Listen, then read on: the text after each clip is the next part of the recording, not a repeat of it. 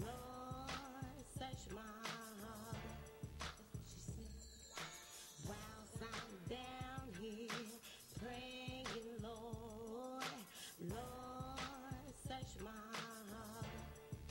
She said, whilst I'm down here praying, Lord, Lord, search my heart.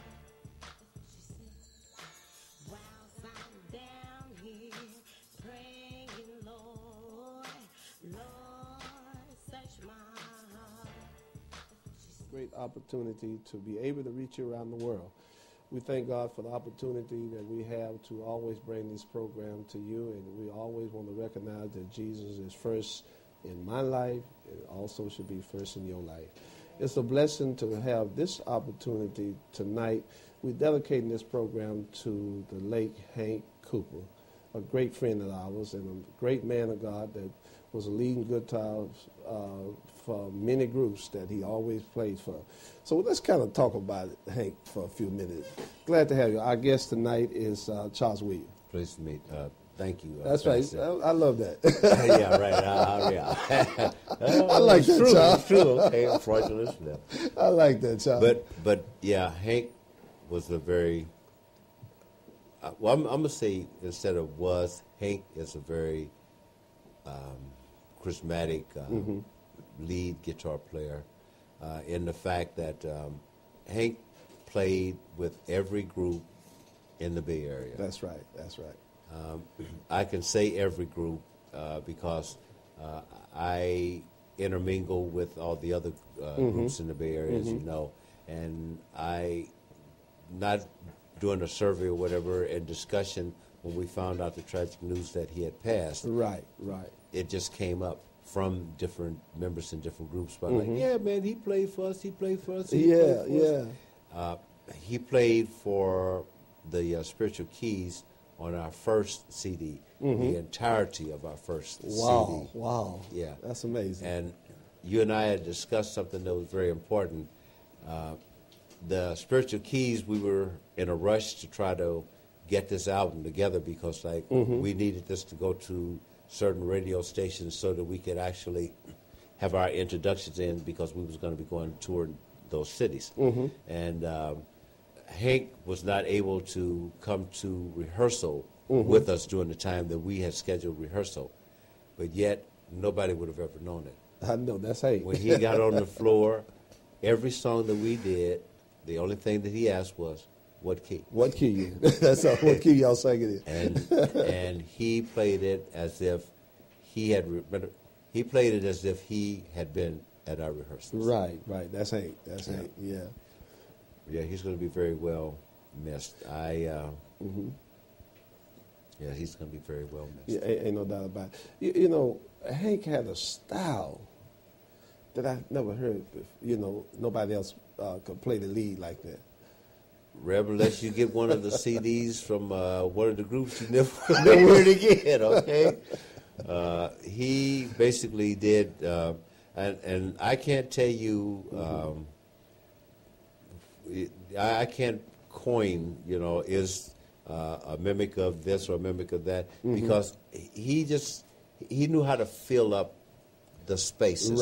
Right. Like in singing, there are empty spaces, and either a keyboard has to fill it up, or a lead singer has to be charismatic enough in order to fill those gaps up. With Hank, you didn't have to be charismatic, or you didn't have to be knowledgeable and doing that. All you had to do was just listen and let Hank. That's it. He was just that dynamic. Yeah, but I never heard no group ever say that Hank turned him down. No, he didn't. The man never said no. Yeah, that's the type of man. Never said no. He we talking about groups that he played for that he wasn't part of. Yeah. That's a fill-in. Because he had his own group. Yeah, he had his own group, the Oakland Silvertone. Yes. Yeah, yes. But when it comes down to all the groups that I know personal, like if they lead guitar wasn't around, and even I done seen him do this here. Now, lead guitar was there, but he just came on in with his equipment and started playing with it. Yeah. No, he had to play his own. Yeah. Oh, yeah. He had his own. But nobody ever would say, "Oh, no, we don't need you." No. He was an enhancement. You better do it. That's what I'm Matter of saying. fact, people would see him sitting in the audience and go, Yeah, come on, Hank. You know, Yeah. When Hank walked in, everybody, I could see the group start smiling. They said, Yeah. "Oh Lord, Yeah. we're gonna have a good time tonight." Yeah. You know, Yeah. because he was that type of lead guitar. Yes. That, you know, he stood out. You know, Yes. he stood out, Yes. right? You know, Yes. and that's what we all loved about him. You know, I had opportunity that over the years that they always practiced at 37. "Yeah, you had told me that." Yeah, Yeah, right. That's yeah. right. That's Yeah. right. He always until that he went home. You know, he always practiced 37 on Wednesday night, the Oakland Silvertone, and I tell you, he's a brother that I'm certainly going to miss because he was a man that that you will come to. He said, "Real, what you need? What you need? Yeah. What you need? Yeah. I could, and your statement is saying that I could just see him. Yeah. I could just visually. Rev, you know we ain't gonna visualize turn it. you down. Yeah. You need somebody to sing. You need a group. Just call us. We're not gonna turn you down. Yeah. That's the type of man. Hank. Man, I just can't. I don't have the words to say because I really love that brother because and so many people's man they love Hank. I know on Father's Day when we got the news that he had went home with the Lord. We was all at Mount Pleasant Baptist Church, Right. 80-3, and man, it's just like a void happened. We all had a good time. Yeah. But every time somebody sang a song, my mind was thinking about Hank. You couldn't get over the mountain that had been put in front of us. Like I said to you earlier, I was happy. I had just come back from listening to Roberta Flack, and matter of fact, in my mind, she had sung one of the songs, and I was rearranging it to my style. And so I walked through the door all happy, and next thing I know, I get the news, and it was just.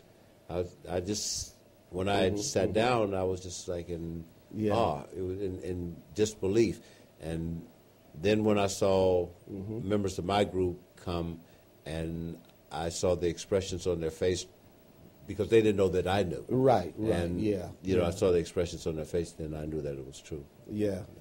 I had an opportunity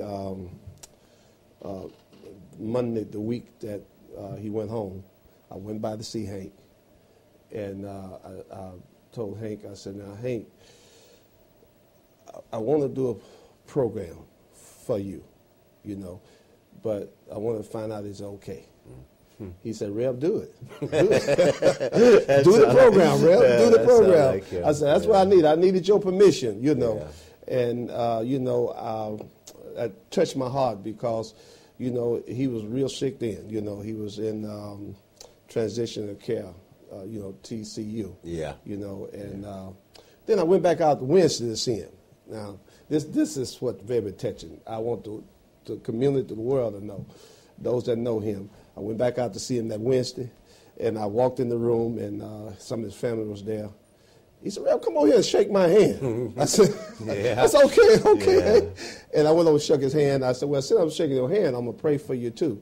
And I prayed, Reverend Wright, and when I got through praying, he said, "Rev, it meant a lot for me, for you coming out to see me."